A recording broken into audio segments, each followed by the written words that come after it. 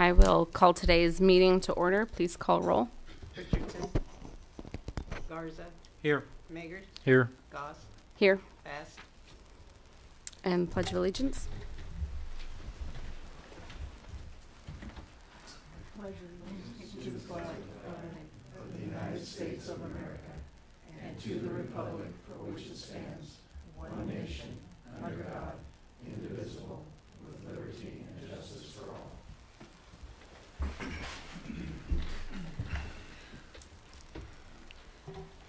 Pastor Peterson will be joining us for the prayer. Thank you very much. Let's all pray. Dear Heavenly, most gracious Father, it's a privilege to come before you this morning. It's a privilege to come before you to ask you, Lord God, to help our city, to help our government, to help each and every one of us. That, Father God, we become the best of the best. And I thank you, Lord God, for the privilege that we have to pray, and Father, to believe, and not only that, to put things into action and not just words only. And I thank you, Father, for a blessing over this service today.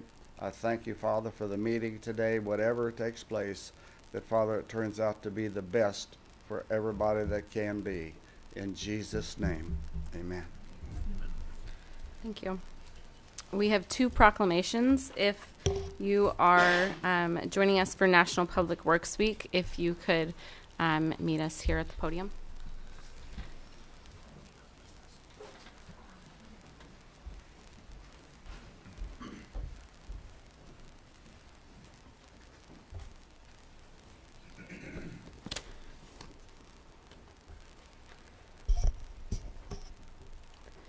Whereas public works professionals focus on infrastructure, facilities, and services that are of vital importance to sustainable and resilient communities and to the public health, high quality of life, and well-being of the people of Hutchinson, Kansas.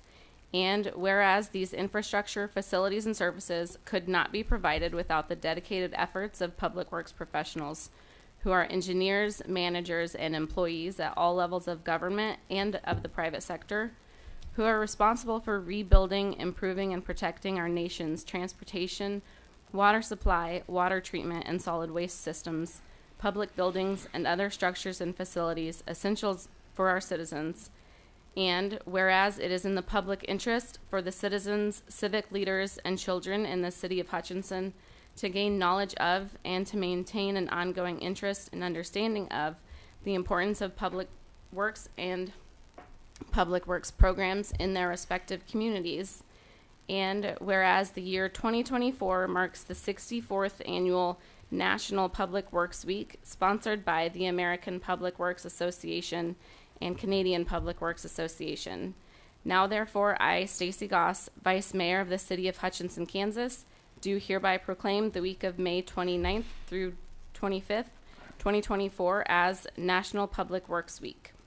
I urge all citizens to join with representatives of the American Public Works Association and government agencies in activities, events, and ceremonies designed to pay tribute to our public works professionals, engineers, managers, and employees, and to recognize the substantial contributions they make to protecting our national health, safety, and quality of life.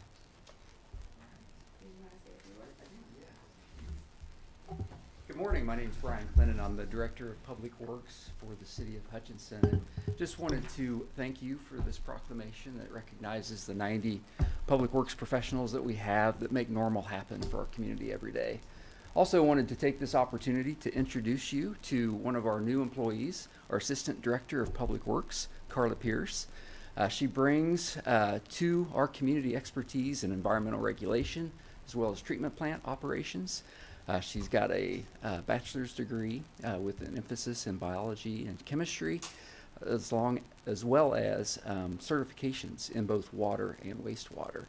Along with that, she's got 15 years of supervisory experience. She's been here for 3 months and has really hit the ground running. And so I wanted to let Carla say just a few words. Carla. Good morning. I'd like to tell you just a little bit about what we do at Public Works. We're responsible for constructing, operating, and maintaining vital infrastructure that contributes to the health, safety, and quality of life in Hutchinson. We have over 90 employees that work every day and when called upon overnight to protect and serve those who work, live, and play in our city. We respond 24/7, 365 to emergencies that impact our community. We consist of 6 divisions. Fleet maintenance at Central Garage services and maintains over 743 vehicles and pieces of equipment for the city. Sewer maintenance is responsible for maintaining sanitary sewer infrastructure, including over 245 miles of gravity sewer and over 5,000 manholes. Street division is responsible for repair and maintenance of streets, snow and debris removal, street sweeping, signs and pavement markings, and traffic control for emergencies. We are responsible for 85 lighted intersections, maintaining 132 miles of stormwater pipe and over 8,000 storm structures. Wastewater treatment operates 24/7 and on average treats about 3.5 million gallons of wastewater each day. We maintain 33 lift stations around the city as well. Water maintenance is responsible for maintaining the water distribution system. This includes over 300 miles of water lines, 5,000 valves, over 2,300 fire hydrants, and over 16,000 services. We respond to water main breaks and replace water meters. Water treatment and production produce and distribute over 5 million gallons of drinking water each day to our city. Division staff collect over 2,000 water samples each year to ensure that the drinking water quality regulations are met and that each of us have safe drinking water. Both the water treatment and wastewater divisions are monitored 24/7 by computer systems, which are also maintained internally. With that, I'd like to introduce you to Jamie, who's going to tell you about what we have planned for Public Works Week. Hi, I'm Jamie Althouse. I'm the administrative staff aide at Public Works.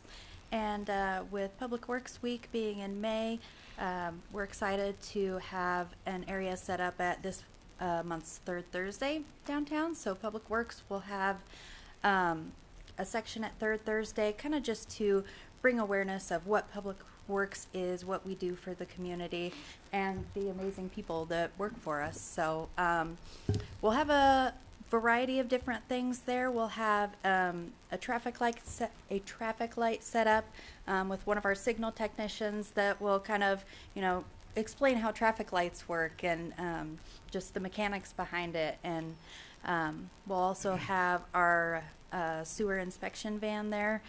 Kids can see the robotic camera that we use to inspect our sewer system. We'll also have a couple mini excavators and some of our talented operators doing some pretty neat things. Be playing tic-tac-toe with each other with the excavators and playing Jenga, stuff like that. Just kind of fun stuff to highlight our equipment operators and the amazing work they do, but in a fun way. We'll also have free popcorn and bottled water and coloring books for kids, and so yeah, it'll be a great time. And so come down and see us Thursday, May 16th, that third Thursday. Thanks.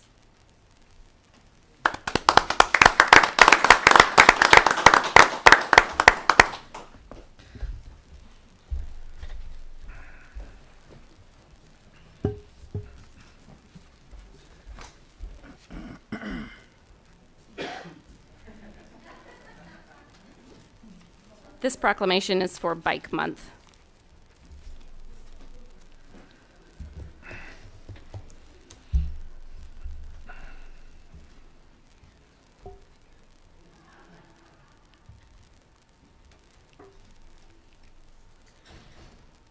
Whereas the bicycle is a viable and environmentally sound form of transportation and an excellent form of recreation, and many residents of Hutchinson will experience the joys of bicycling during the month of May through group rides, commuting events, or just getting out and going for a ride.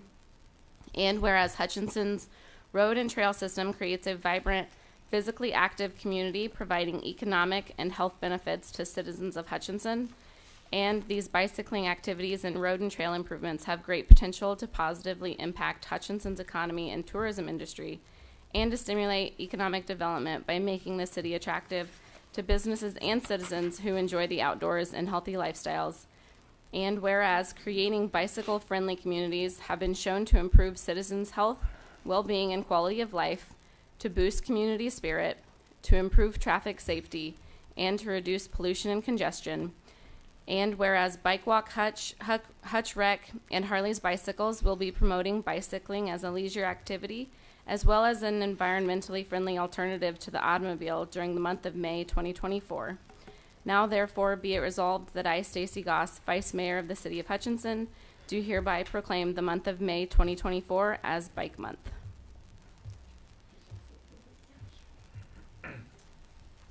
Good morning. I'm Amy Conkling, Assistant Executive Director at Hutch Rec. And at Hutch Rec, we love being the community connectors through all our quality of life programs, activities, and initiatives.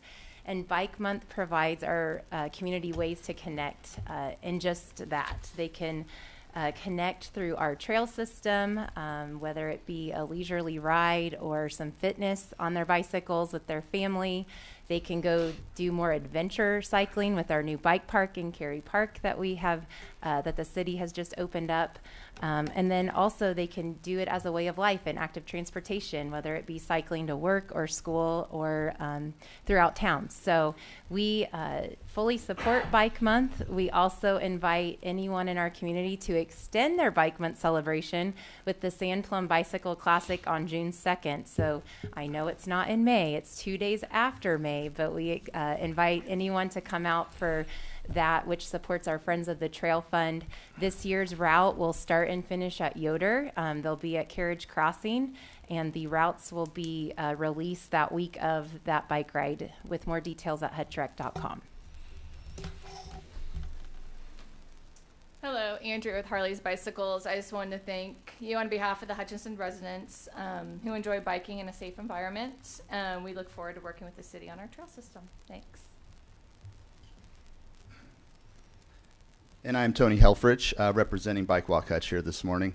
And with the recent renaming of the Northeast Trail for my father, Bob Helfrich, it's my honor to be here with all of the improvements that he made with the Vitality team, and now Bike Walk Hutch. It's my honor to be here and represent Bike Walk Hutch for this proclamation. So thank you.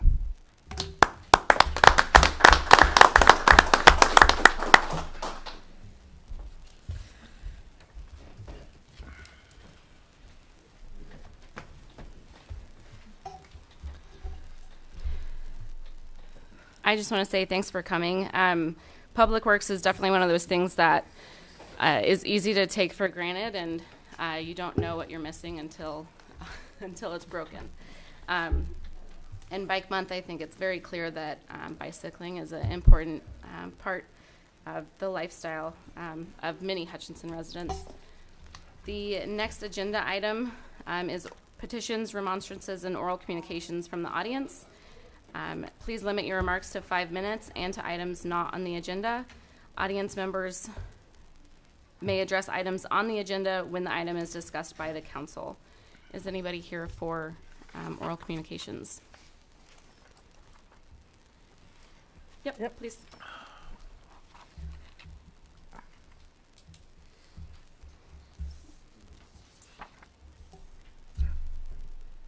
Can you bend that down a little bit? My name is Lavella Kelly, and I'm here to revisit an old issue. I live at 4301 Wineset Drive, which is directly across from Orchard Park. And I think Mr. Garza was the only one on the council the last time I was here. But the issues at the park are pretty radical. There's lots of racing, lots of really loud noise, accidents in the park, and whatever. When I was here the last time was when Jade was mayor, and at that time we were told explicitly that they couldn't change the closing times for the parks unless they changed all of them in town. Well, I think that precedent has changed, and so it's time we do something about Orchard Park. There's really no reason for anybody to be there past 10 o'clock at night except for special events. And I think I see daily close calls for people getting injured and people walking with these fast automobiles. So, you know, we've talked about several different things that could be done. There are no speed limit signs in the park itself. And the traffic in there is, if you just go sit and watch in the parking lot sometimes, you'll understand what I mean. And we can call the police, but by the time they get there, they're gone. I sometimes think they have a lookout, letting them know when the police are coming. But there are several things I think could be done. One of them is we could do some speed bumps. We could do, I understand there are cameras. I really don't know that for sure. Are there cameras in the park? Where are they located? I was going to say it's probably top secret, but it sounds like Justin's going to tell us. Well, I don't need exact locations, but So everyone on the audience here. Good morning, Justin Combs, Director of Parks and Facilities. We do have cameras at the entrance to the park as well as in the main parking lot. And there is a live feed to dispatch and to PD, so they can look at that at live all the time. I also think the speed limit from Halsted to Old Highway 61 could be reduced dramatically. Maybe some people would not like to go a little slower, but there are a lot of people that walk on that road, and the line of sight is really bad. We could also do a gate, which would help solve some of the problem. And someone said, well, what if you're in the park and the gate closes? I said, well, you wouldn't do it the second time if your daddy has to come and rescue you. So I just wanted to bring this to your attention because it's a serious safety issue. And I think, you know, you closed the park, Avenue A Park, to sleeping in the park. I guess my feeling about that is sleeping in the park is not as nearly unsafe as driving like a maniac in a park. So I think it's time we do something. Any questions about? Well, I would just like to point out, thank you for coming, and you can't sleep in any of the parks when they are closed. They are closed. So the change to Avenue A was simply changing, it was just bumping the beginning and the end of the closure hours. It didn't change any of the activity that's allowed or not allowed during those times. So you can't sleep in any of the parks. Well, I understand that, but there are also people that sleep in Orchard Park. Okay. I've spoken to runners who were out there early in the morning, and people are in the trees.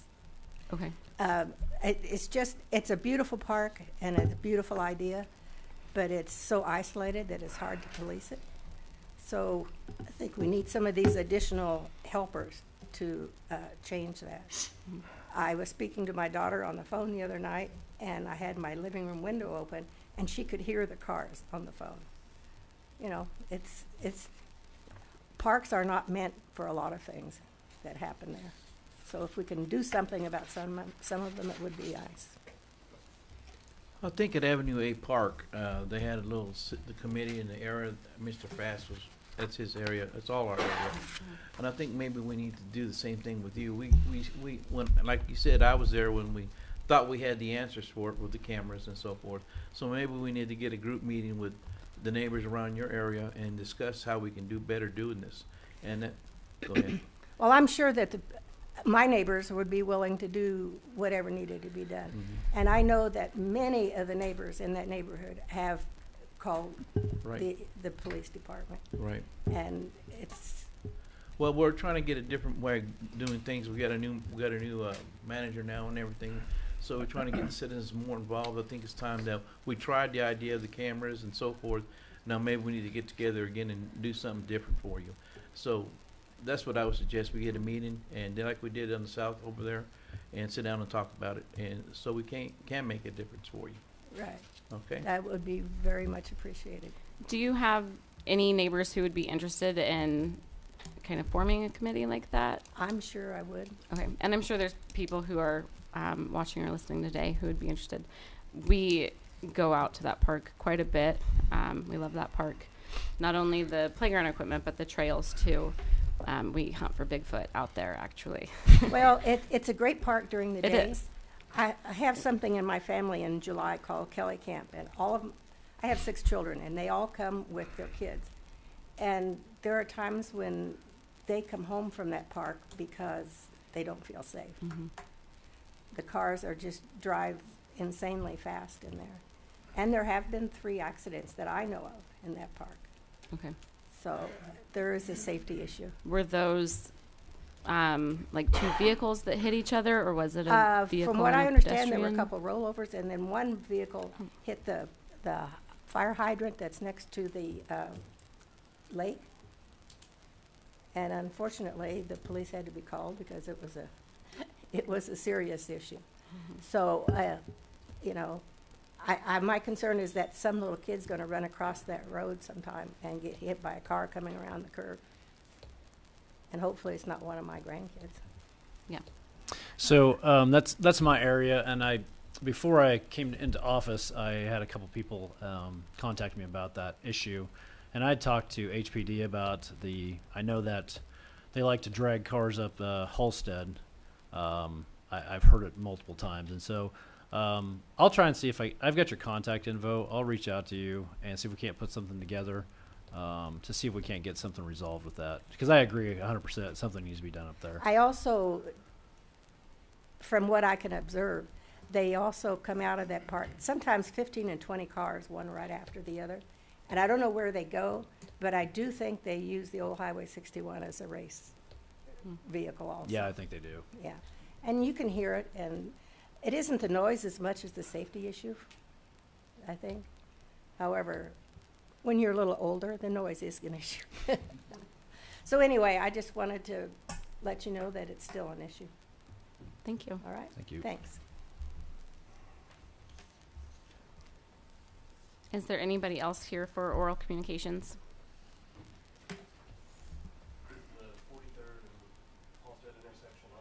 It is not on the agenda. You please come up. Are you Chris? Yes. Okay.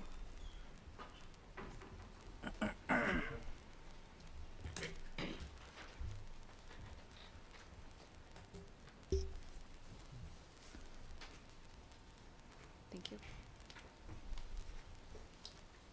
Thank you.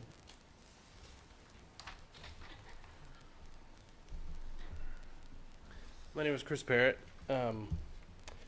I'd be happy to also assist with what she was just talking about. I live down the street on 43rd from Orchard Park. Take my kids there all the time. I'm here today to talk about the intersection at 43rd and Halsted. There's been a number of accidents, and I'll keep it short because I think the data that you guys pull is going to do the heavy lifting in the decision making. But as you can see in the pictures, the severity is something I would like to be taken into account, as well as the frequency. I've got a 3-year-old and a 5-year-old. We take that intersection multiple times a day, every day. You know, as you can see in the rollover picture, my 5-year-old is very ornery, and we will be driving down the street. No matter how tightly I strap him in, he knows how to undo it quietly. What does that look like if he undoes his seatbelt? It's a nice morning.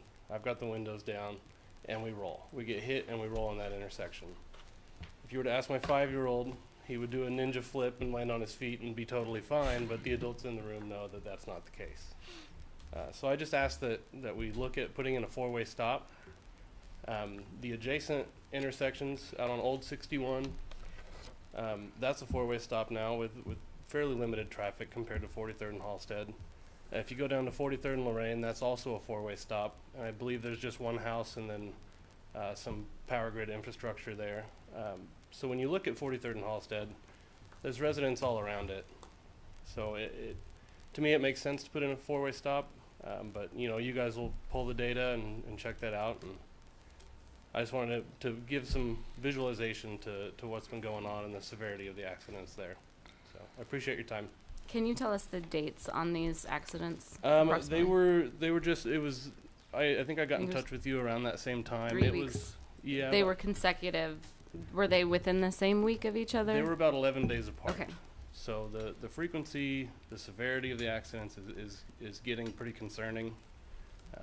And I would think it's pretty reasonable to look at putting a 4-way stop in there.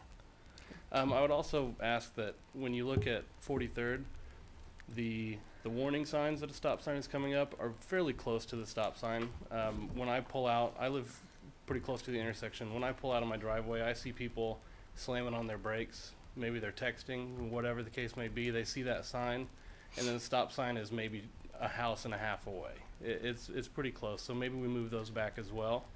You know, you would think people know that the stop signs are there by now, but some earlier warning might also help with that. So. Well, thank you for coming today. And can you tell us your last name? Parrot. Parrot. Okay. Yep. So in between when I spoke with you and asked you to come up here, and today, I had reached out to Mary Grace and to Gary Meager about this, and I believe, is Gary in here? Yes. So Gary did have the engineers do a traffic study already. Very good. Gary, would you like to come up and share what was found? Do that. Thank you. Interim Assistant City Manager Gary Meager. Yes, over the last couple of weeks, we've been working with the engineering department, and they've reported that they have been working with JEO, our traffic consultant, and consulting on other issues. But the traffic consultants have looked at this particular intersection, and what they're recommending is that we do install stop ahead signs on 43rd Street as they're approaching Halsted intersection. That we look at putting reflective tape on the stop signs to just catch the person's eyes a little bit more, kind of that reflective notification, I guess you might say, to let people know. There's some placards we can put on the stop signs that will let people know that the cross traffic does not stop. And then also continuing to monitor the intersection, working with property owners to make sure that they're keeping the intersections clear for sight distance. If the next step would be if the crashes would occur, or if you decide to move to the next step, and that would only be to have a four-way stop. That would be the only other option you have. But they recommended that there be some things that would possibly help with the situation currently, and then see where we go. So it's really up to what direction you would like to go. Would it make more sense just to put a four-way stop now to stop that? I mean, because even if you put reflectors and stuff up there, that traffic's still coming across there pretty fast. I mean, it would be better just to...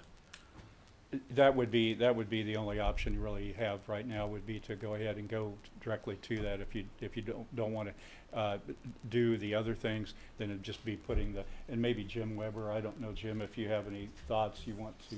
He's with JEO. I just didn't know if there was a disadvantage to just making it a four-way stop.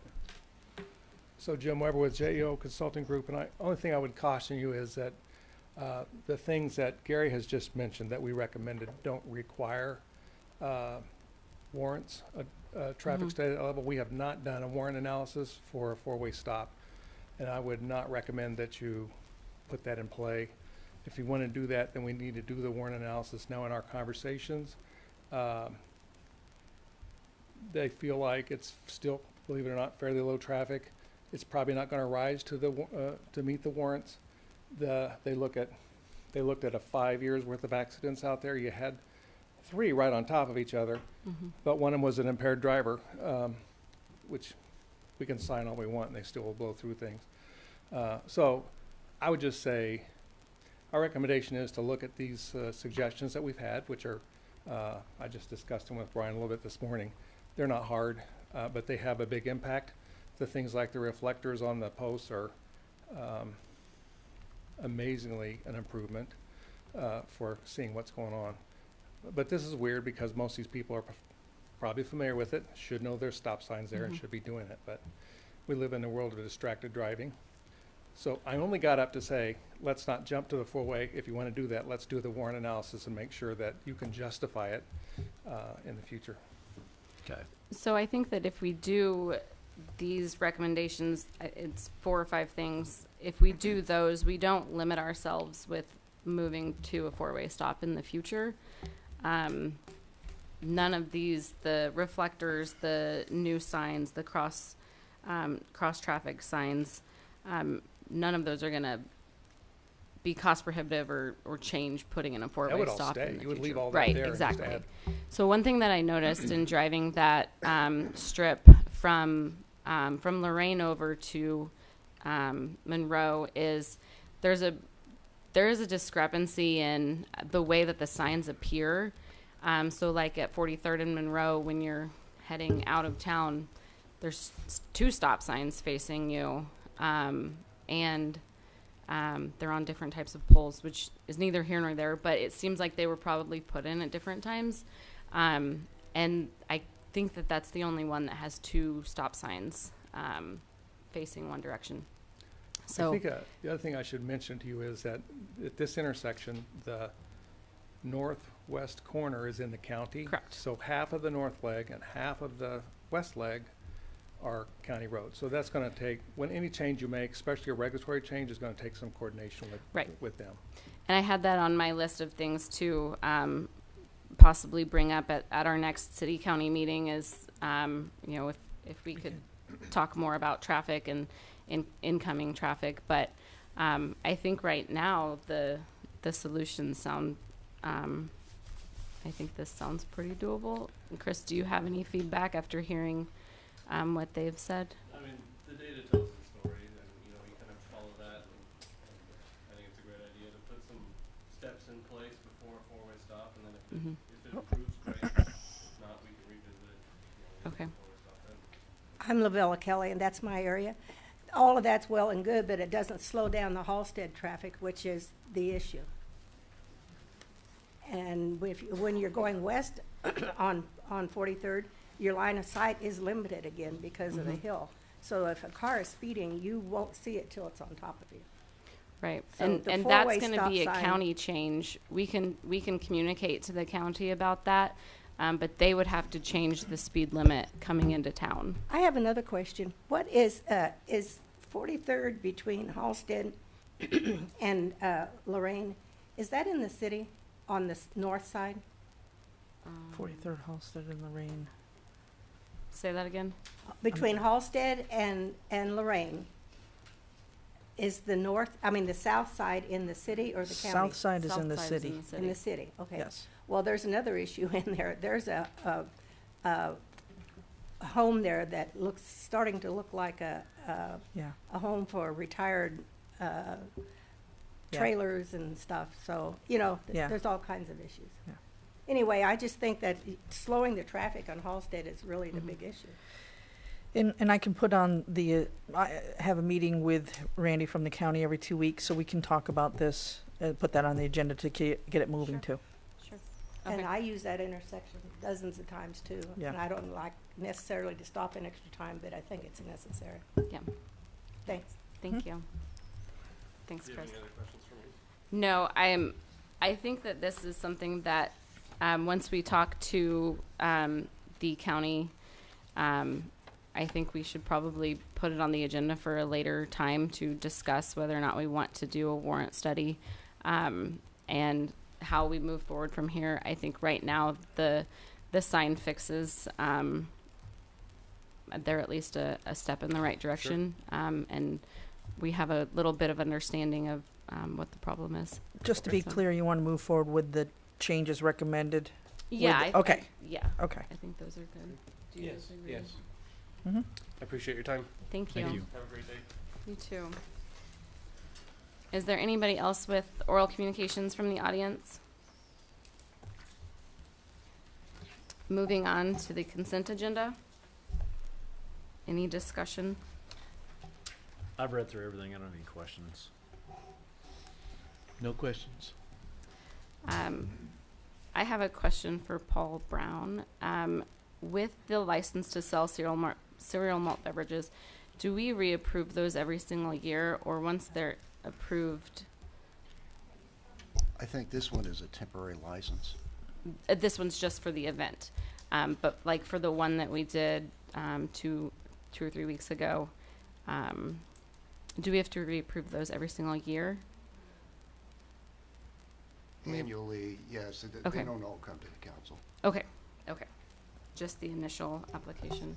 I think it was it Exit Up Hutch we did like a month ago maybe? Okay. I would entertain a motion to approve the consent agenda. I make a motion to approve the consent agenda and authorize the mayor to sign. And I'll second that. Garsda? Yes. Magers? Yes. Goss? Yes. Ordinances and resolutions. Consider a resolution approving a special event in a designated entertainment district for the Salt City Cycles Downtown Mayhem Bash. Is anyone here to speak to this item? Paul Brown, City Attorney. This is for a special event on May 18th with Salty Cycle. It asks for the public property that's being used is the 100 block of East Sherman, which is right in front of Salty Cycles. And if you're familiar with the park over there with the raised motorcycles on the poles, that's what the area that we're talking about. And their event is on May 18, and they want to use the street as well, which is why they need a special entertainment district. And this is an event we've had before. Okay. Any questions or discussion from the council? No, I've got nothing. Nope. I've read through this. It seems pretty self-explanatory, especially since they've held this event before. Do we have a motion to approve? I make a motion to approve the resolution authorizing the Salty Cycle Sales Downtown Mayhem Bash event, May 18th, 2024, as a special event pursuant to City Code Section 18-801, and authorize the mayor to sign. I'll second that. Garza. Yes. Megers. Yes. Goss. Yes. Consider a resolution of support authorizing staff to submit transportation alternative grant application. Good morning again. Still Jim Weber with JEO Consulting Group.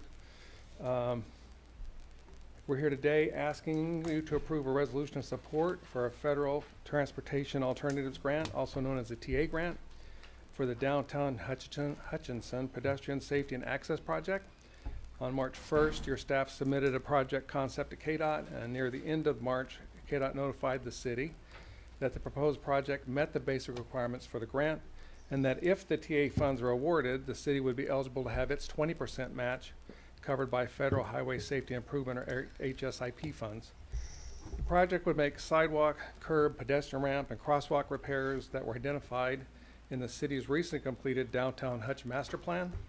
There are 69 sites identified in a 27-block core area that needs significant repairs. Maps of the project area and the repair sites were included in your backup material.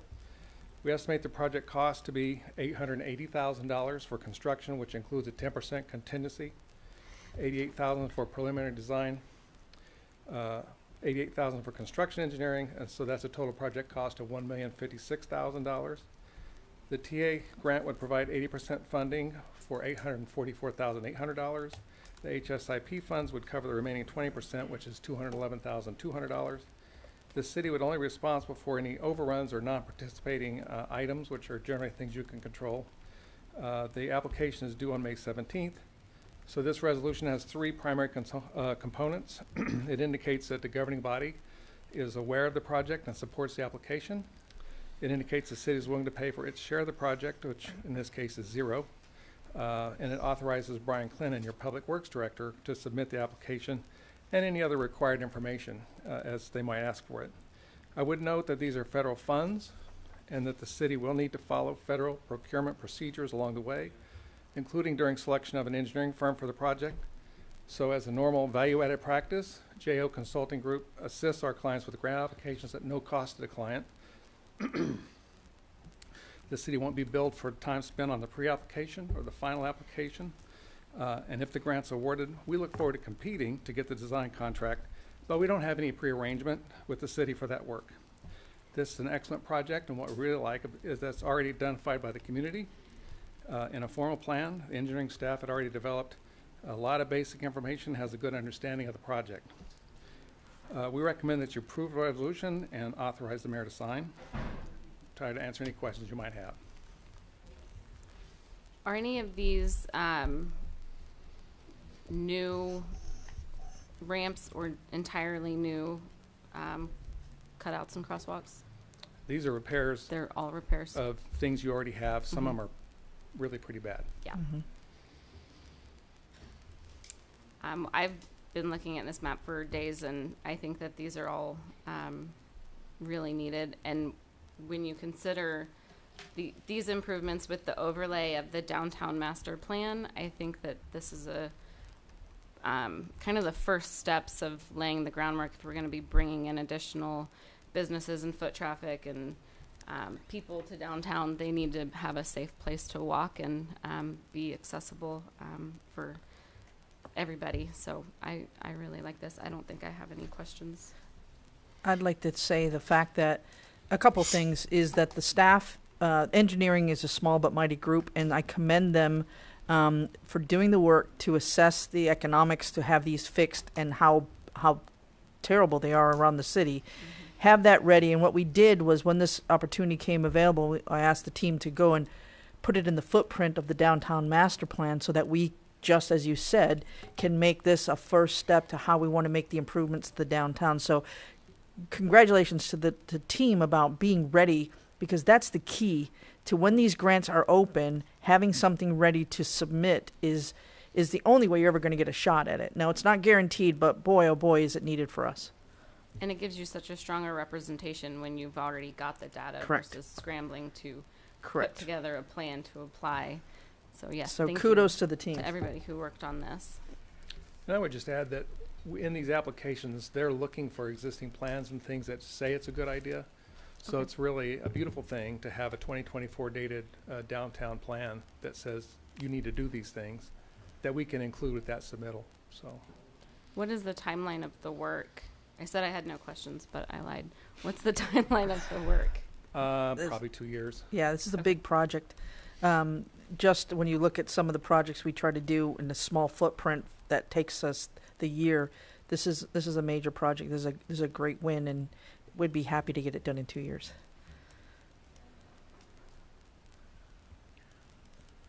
No. Do I have a motion? Yes, I motion to approve the resolution of support authorization to staff to submit transportation alternative grant application and authorize the mayor to sign. I'll second it. Garza, Yes, I'm sorry. Megers, Yes. Goss. Yes. Item C, consider a resolution establishing the date and time of June 18th for a public hearing during the city council meeting to consider establishing the Phase 1 Plum Creek RHID. Do we have a presentation for this?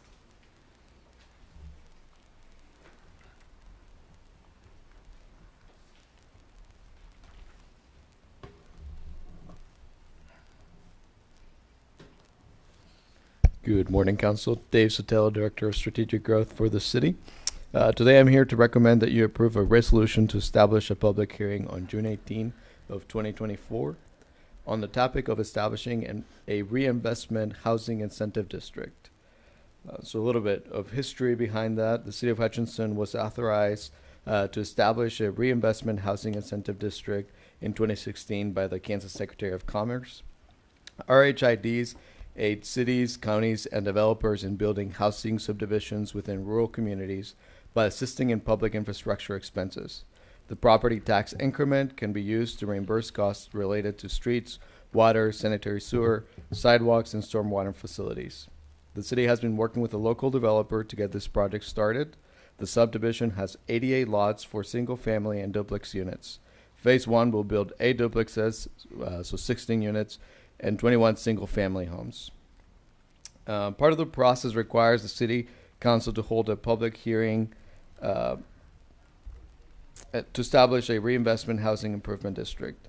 The development will be known as Plum Creek Phase 1 Reinvestment Housing Incentive District. We will also bring a development agreement between the City of Hutchinson and Essenet Townhouses at that public hearing. Today, you're establishing that public hearing and declaring your intent to adopt the plan, which is included in the agenda packet that you have today. A public hearing will be held by the governing body of the City of Hutchinson to consider the establishment of the district and the adoption on the plan on June 18, 2024, here at City Hall, starting at 9 a.m. during your regular meeting. We will also provide the notice of the public hearing to the Board of County Commissioners, the Buehler School District, the Board of Trustees of Hutchinson Community College, and the Planning Commission of the city. So to summarize, all we're asking you to approve today is a public hearing happening on June 18. We're looking forward to finalizing this process and assisting Mr. Strawn in getting started. As you know, we desperately need these housing units in our community, and we're so grateful for Mr. Strawn's investment in Hutchinson. I'm happy to answer any questions. Otherwise, I recommend the approval of this resolution to establish a public hearing.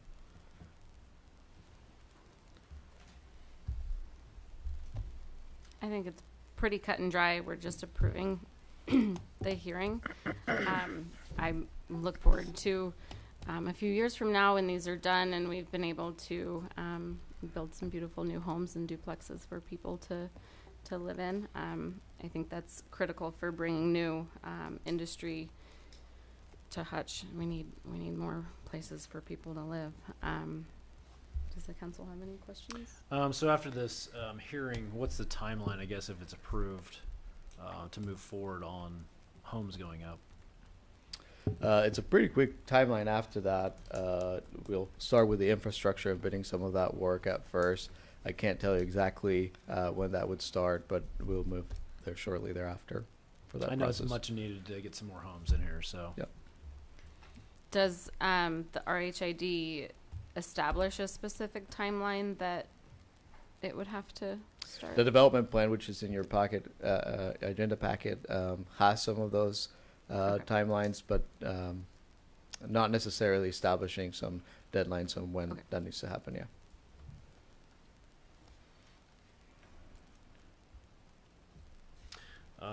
So I'd make a motion to approve the resolution establishing the date and time of June 18th for a public hearing during the city council meeting to consider establishing the Phase 1 Plum Creek RHID and authorize the mayor to sign.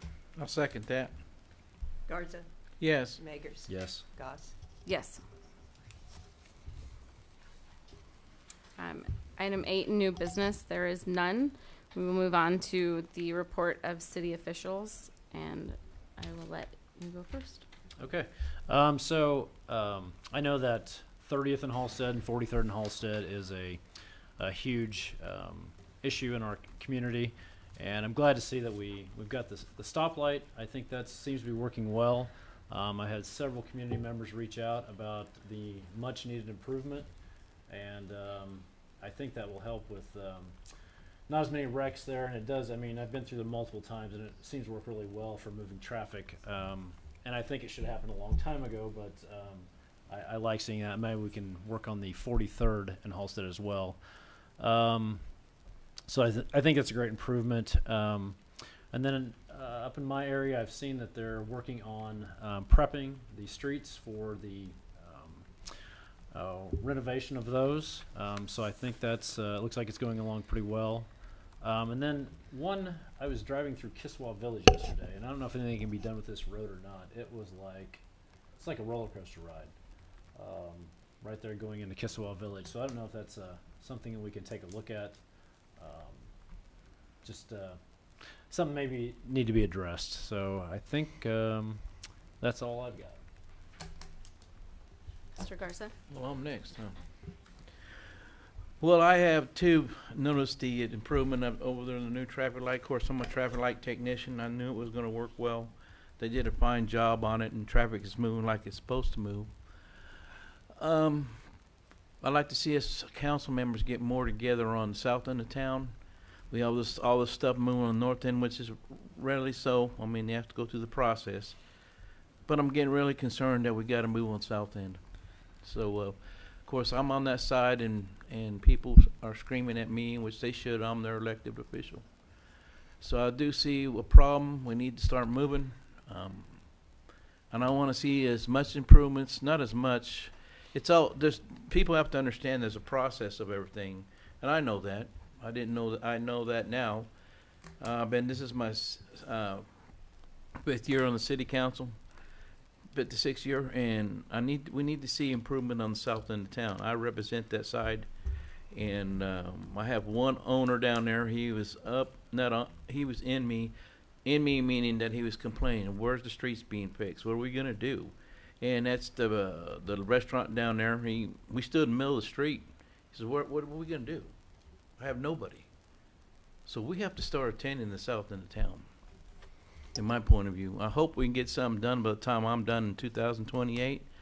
I think it's great that we're moving on the north end. I think we have to do that. We have to do the same attention to the south end someday, sometime.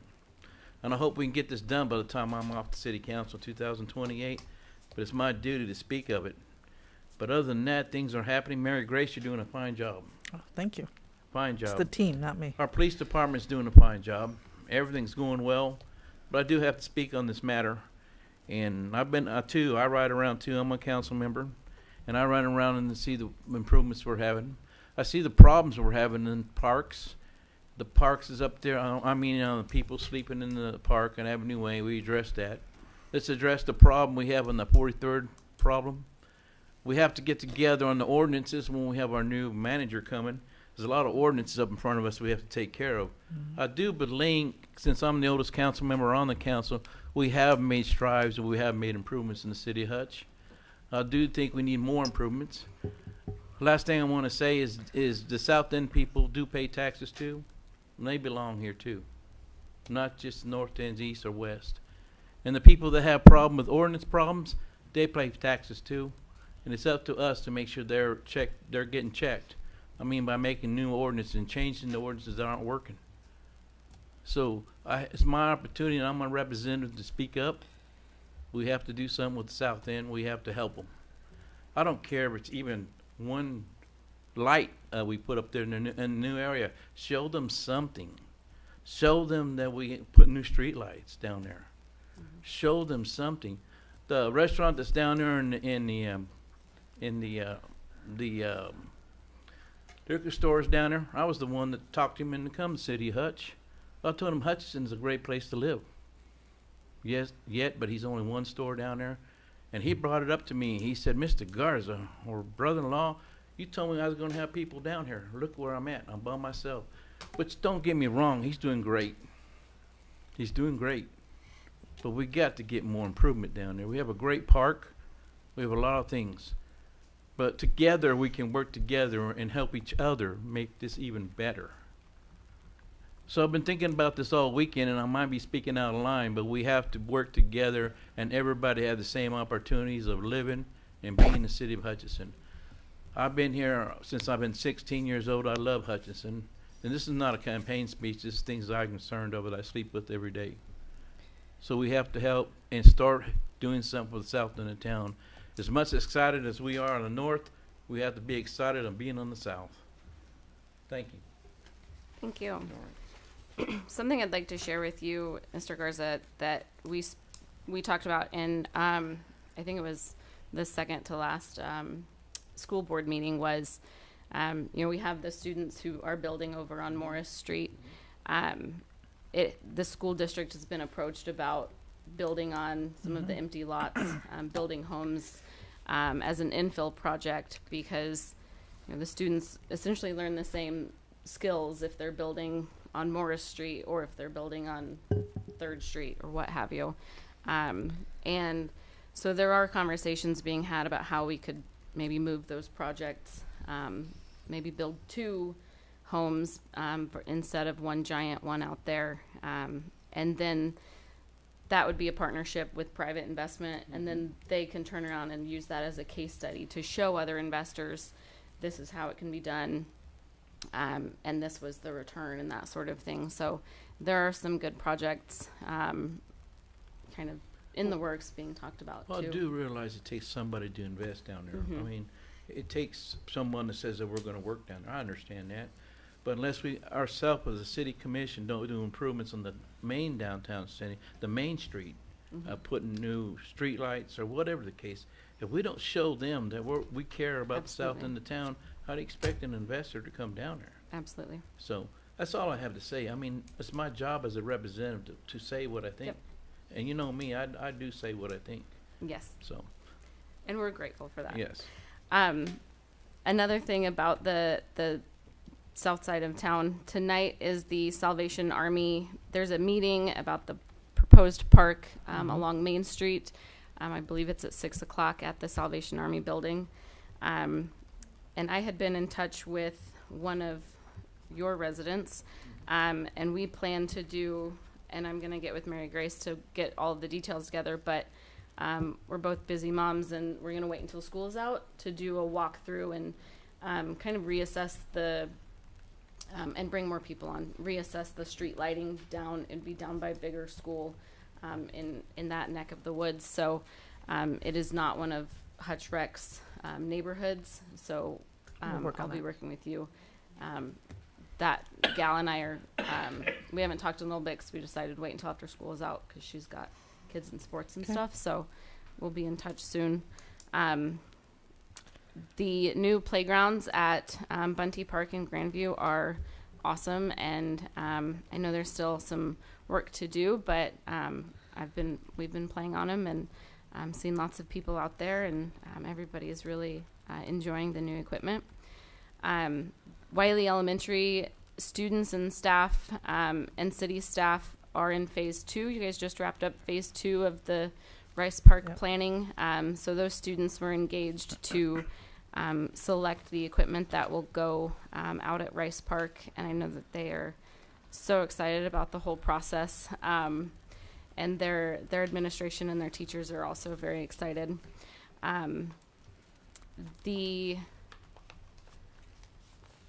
Frank Hart crossing has been mentioned. I've gotten a number of calls and text messages about it. People are asking for a temporary light. Essentially, they just don't feel safe. They feel like people aren't coming to a stop. People are creeping up into the intersection to try to gain visibility. And I had talked to Gary Meager about why we hadn't put up a temporary light.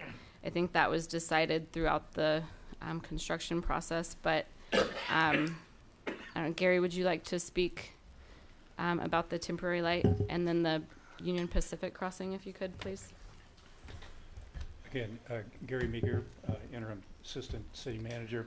I really don't know a lot of history about the discussion of temporary light, but I think one of the problems you would have at that particular location is just trying to put up a light. First of all, you'd have to determine if the warrants exist to put up a light, and I don't know whether our engineering department has consulted with traffic engineers, but I do know that if it was warranted, they would likely do that. I have talked with Chief Burley with regard to the situation down there. They've been monitoring the situation. There are times when it does back up. But the traffic does seem to flow. The traffic that's going down Main Street into the park is pretty light in during those key times, and so a lot of the traffic is able to get through that location. And maybe I could maybe ask Justin or Jim Weber, have you guys taken a look at any other things with regard to lighting? Yeah, we have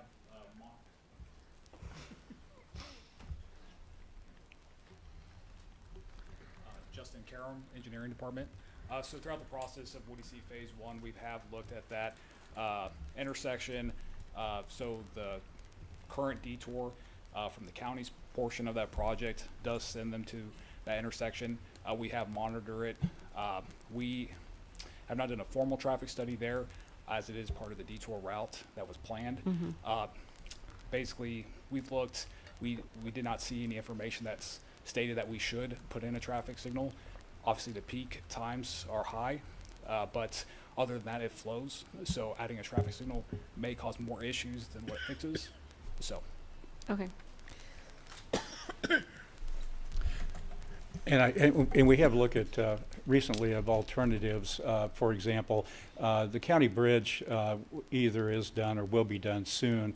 The work on that's part of the Phase 1 Woody Seat.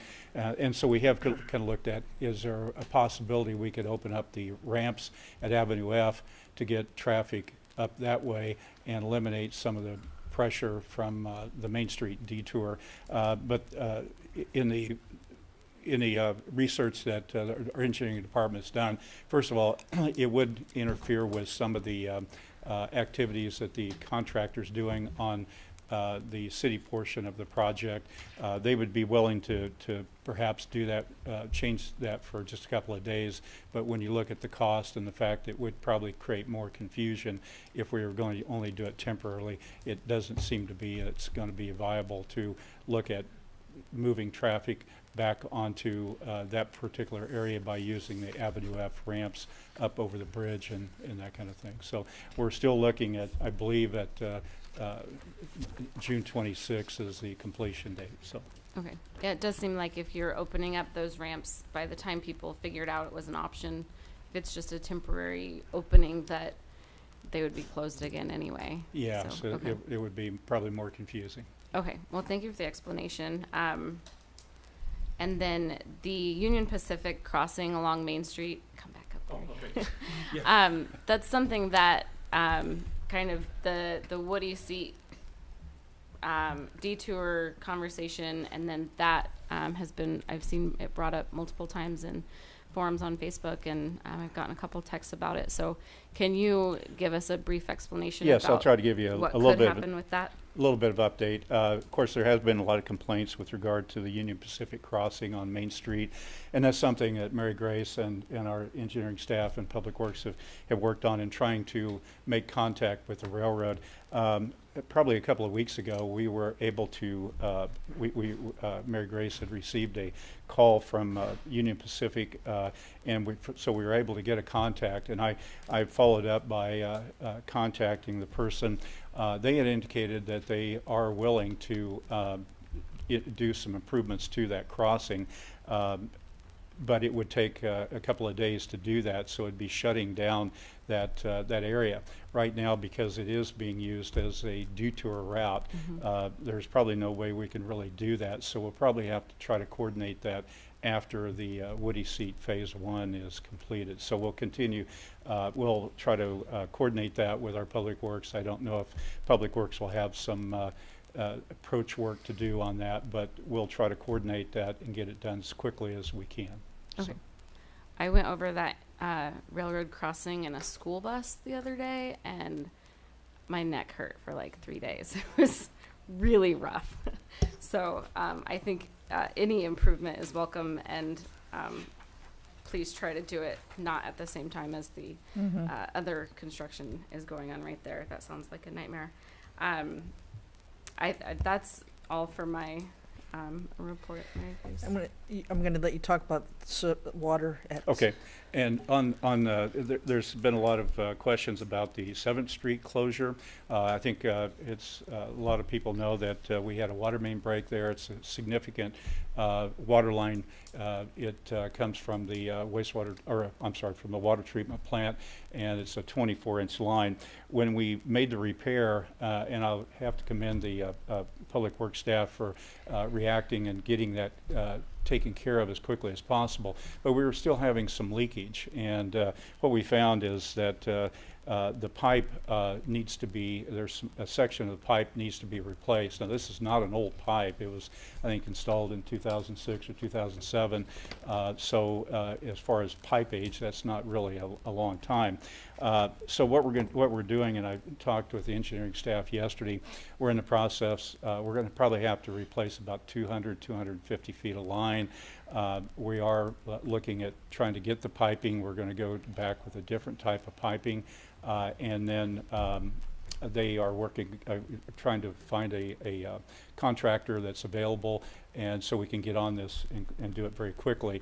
We're hoping that we can get this opened up back up until about the end of the month, but depending upon the contractor availability, it could take a little bit longer, but we'll certainly be coordinating. We know it's a very important route for a lot of people, and so we want to get it open as quickly as we can. Do you know if the splash pad will be opening on its regular day? The splash pad? I'm seeing yes. Okay. Yes. Okay. And a couple of final things that I wanted to reference. We talked about Southside with traffic lights, and I actually have it on my list to talk about, so it was really interesting timing. But the B Street, we were very successful doing the walkthrough. Councilman Garza, Councilman Fast were with us when we walked with residents, and we were very successful with that. We had gotten a prototype from Evergy as to what their recommendations were. We took that, walked it with the residents, and came up with a plan a little bit altered what they had recommended, and we actually added 2 more lights, went further up B Street to Madison, more than what they had recommended, and those were put in, and it's been a huge difference. So that's been a very big success of how we want things to go forward. So we'll look towards, because we put the street over by the A Street School, which really does help, and it helps that whole area.